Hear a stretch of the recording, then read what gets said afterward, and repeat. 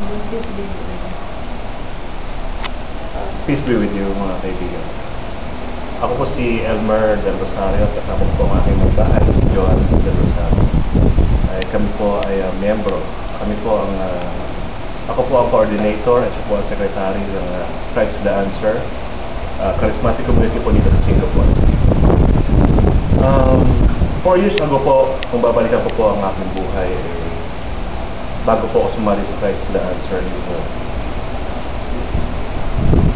nauubos ang aking oras sa paghahanap ng kasiyahan sa mundo. Hindi ko naisip na ang kasiyahan na hinahanap ko ay makikita ko lamang sa aking Panginoon. At nagpapasalamat ako sa elders ng Christ the Answer at nahatak nila ang aking may bahay na si Joan. So, magitan nila mamaya sa Black Rosary. And sa pamamagitan ng aking may bahay, ako po ay nahalina sa salita ng ating Panginoon. Ngayon po, after 4 years, nandito na po ako ngayon. At kasama ko na po ang mga elders. At ngayon po, ako po ay coordinator ng grupo na ito. At ito ay kinalulugod ko na magsilbi sa ating Panginoon. Sa first year po ng aking pagsama sa grupo, ginaid po ako ng elders kung paano ko malalaman ang mga bagay-bagay kung ito ay galing sa Panginoon o hindi. Sa ikalawang taon, ako ay nahalina sa salita ng ating Panginoon at pinilit ko punuin ang aking sarili hanggat maaari, hanggat kaya ko na maintindihan ang mga turo ng ating simbahan. Sa ikatlong taon, nanalangin ako na sana magbuklod ang mga members na hindi na bilang mga kaibigan, kundi bilang magkapatid na sa ating Panginoon. At ito sa ika-4 na taon na nalangin ako na patuloy na nalangin na ma-open up namin ang aming sarili at matanggap namin ang pagkakamali namin at makorek namin. At ganoon din ang aming mga kapatid, makorek namin sila ng may pagmamahal. At yun po ay nangyayari na po ngayon. At natutuwa po ako sa ating Panginoon dahil binigyan niya po ang grasyang ito sa amin. At lalo kong nabuklod ang aming grupo. At ngayon po ay kagaganap lang po ng aming CLSS 2011 sa aming ginamit po na instrumento ng ating Panginoon, ng ating dalawang speakers, si Brother Raytan at si Brother Dali Degolado. At kami po ay natutuwa dahil sa resulta ng mga nangyari. Dahil hindi po namin in-expect na darating ang ating mga inimbitahan. At ganoon din po ay puspos na po kami ng Espiritu Santo nung araw na yon. At patuloy po sa araw-araw ay kami pinupuspos ng Espiritu Santo. Kami po ay nagpapasalamat sa ating Panginoon at kami humihingi sa inyong panalangin.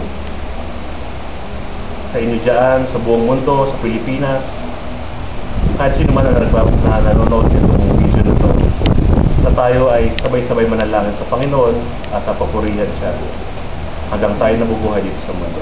Siya naman. Ako naman po si Sir Joan, may bahay po ni Brother Elmer. At ako po ang sekretarya ng Christ the Answer.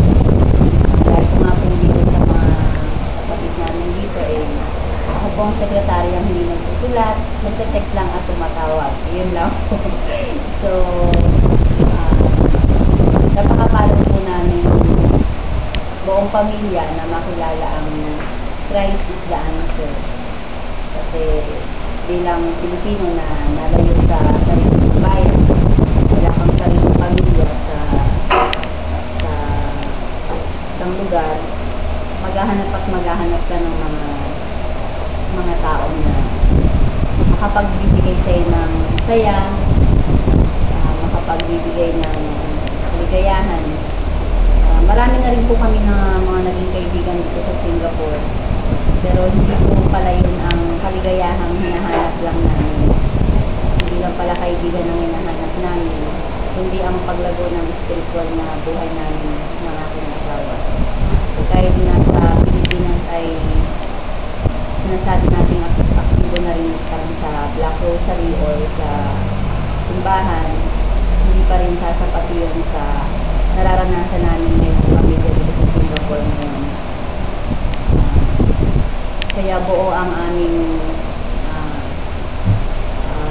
panghinikayat o nasa aming kalooban ang every now and then na pag may nakikilala kami mga tao, hindi namin ipinahihiya na sila imbitahan, hindi kami nahihiyang ipahayag sa kanila na kami ay mga charismatic, Catholic charismatic dito sa Singapore. At sa pamamagitan nga ng Black Rosary ay marami na rin na nahikayat at na evangelize. Buong aming pasalamat sa Panginoon kapag sa tuloy ng kami may makikilalang mga bago ay bihirang-bihira na kami ay kanilang tatanggihan sa pagpapalano ng Black Rosary. Ito nga pong pag-imbita namin sa kanila sa ng aming LSS. Very touching para sa akin yung LSS na ito kasi hindi po ito naging napakadali para sa amin. 6 na buwan namin itong pinaghandaan. Sa loob ng 6 na buwan na yun, nakaranas din ng ups and downs. Talagang madami. May mga talaga. Pero dahil nga sa pagmamahal ng ating Panginoon at sa tulong ng panalangin ng bawat isa, ito po ay hindi nahadlangan ng kahit na anumang balakid sapagkat nandiyan natin ang ating Panginoon. So natuloy po ang LSS at sa hindi namin inaasahan ay ganun karami ang magre-respond sa aming pag-anyaya sa kanila. Yung sabi ko nga na kami malayo kami sa Pilipinas, malayo sa pamilya, pero dito kami nakatagpo ng totoong pamilya nung kami napabilang dito sa charismatic. Kaya nga itong mga bago din namin miyembro sa attend ng LSS na ito ay naway maramdaman din po nila iyon, maipaabot namin sa kanilang pagmamahal ng Panginoon sa pagpaparana sa kanila ng LSS na naranasan din namin noong 2007. Yun. So, yun nga po, dahil sa response nila sa amin, ang inaasahan kong 8 tao lamang na darating ay siksik-liglig umaapaw na ibinigay ng Panginoon sapagkat hindi lamang 8 tao kundi hindi niya lang dinoble, halos triplihin ng Panginoon kasama pa rin yung mga anak nila na nakasama na dito sa LSS. So marami-rami din ang kaluluwa na nadala natin sa Panginoon na alam namin na nakakatagpo ng kaligayahan ngayon, nakatagpo ng kapanatagan ng kalooban ng sila ay mag-attend ng LSS na katulad ng naramdaman din namin noon. Nalubos namin pinagtitigan sapagkat hindi natapos doon sa aming pag-attend lang yung ginawa namin, kundi ito ay pinahintulutan ng Panginoon na iparanas din namin sa ibang tao. Yun ang napakasarap sa amin. At ang pagdating ng halos kompleto ang elders nang dumating noon, kung sino mga inabutan namin noon, ay nakita namin muli, nagtipon-tipon.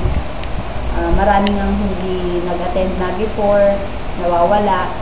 Ngunit dahil sa tulong ng pagmamahal ng Panginoon, ay talagang sila yung pinapunta ng Panginoon doon na sama-sama kami nagtulong-tulong para matuloy nga itong LSS na ito.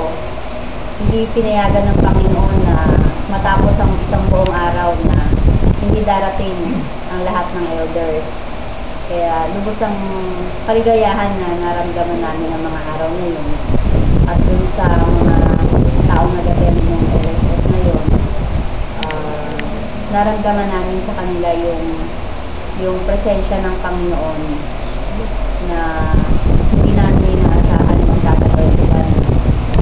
kami ng alas 9 ng umaga, natapos kami ng 1:00 ng madaling araw, na napaka-smooth na mga pangyayari.